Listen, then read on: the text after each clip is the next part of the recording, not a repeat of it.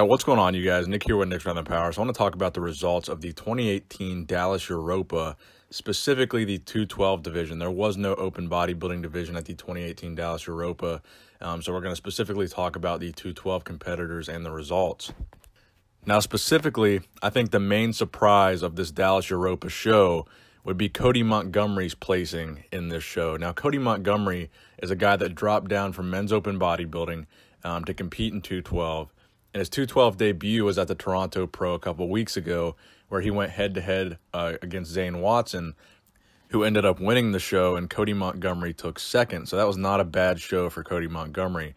For his pro debut in a brand-new division that he'd never competed in before, I think second place was not too shabby at a pro show. But that's what I want to talk about in this video here. Just a couple weeks later, Cody Montgomery moves down from second place all the way down to 12th place in this Dallas Europa lineup, arguably a less competitive lineup than the Toronto Pro. So the real question here is, what happened to Cody Montgomery? How did his physique change to such an extent in a couple of weeks that he would drop 10 placings? I mean, honestly, I think Cody has a very good physique. I think he's got very good lines. I think, at Toronto, his conditioning was pretty good. But at this show, I think the conditioning certainly slacked a little bit. And for me, that's got to be, honestly, it could only be one of the only things that could have changed in 2 weeks would just be the level of conditioning. I don't think he looked horrible here. I think his conditioning just slipped. I actually think he does have a pretty decent structure for a division like the 212. I mean, Cody isn't the tallest guy, but he's also not the biggest guy in 212. So I think that works against him as well, as he just doesn't have the same muscle mass as some of these other 212 competitors.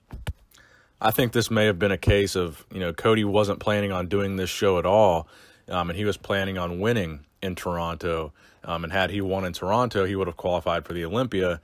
But since he took second, he didn't get that Olympia qualification. So maybe he had to jump in this show at the last minute, a completely unplanned show, to try to get that Olympia qualification. It was something he wasn't planning on doing.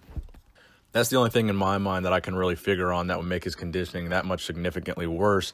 I mean, maybe after Toronto, he took a break, he had his cheat meals, and then he thought about it and he realized he wanted to qualify for the Olympia and he had to do another show, and he picked this show kind of randomly. Whatever the reason for the placing, I think it is kind of a very big deal to Cody Montgomery, and this could be something where Cody even considers no longer doing 212. I mean, that's got to be a giant slap in the face to get a 12th place placing after placing second, where in Toronto, he thought he should have won that show. So dropping that many placings has got to be a severe, confidence destroyer, to the point where he might even consider no longer doing this 212, because, I mean, what's the point if you're not going to go in and dominate, which I'm sure he thought he would. I mean, dropping down from men's open, I'm sure he thought he was going to be one of the bigger guys in the class, one of the better guys in the class, and not have too many problems doing well in 212. I think, a 12th place placing at, honestly, one of the smaller and less important pro shows. I mean, no hate on the Europa. I mean, but this is no Arnold Classic. This is no New York Pro. This is no Toronto Pro. This is no Olympia. This is one of the smaller shows. There's not even a men's open bodybuilding class. And to take 12th here, I think is a major setback for Cody Montgomery.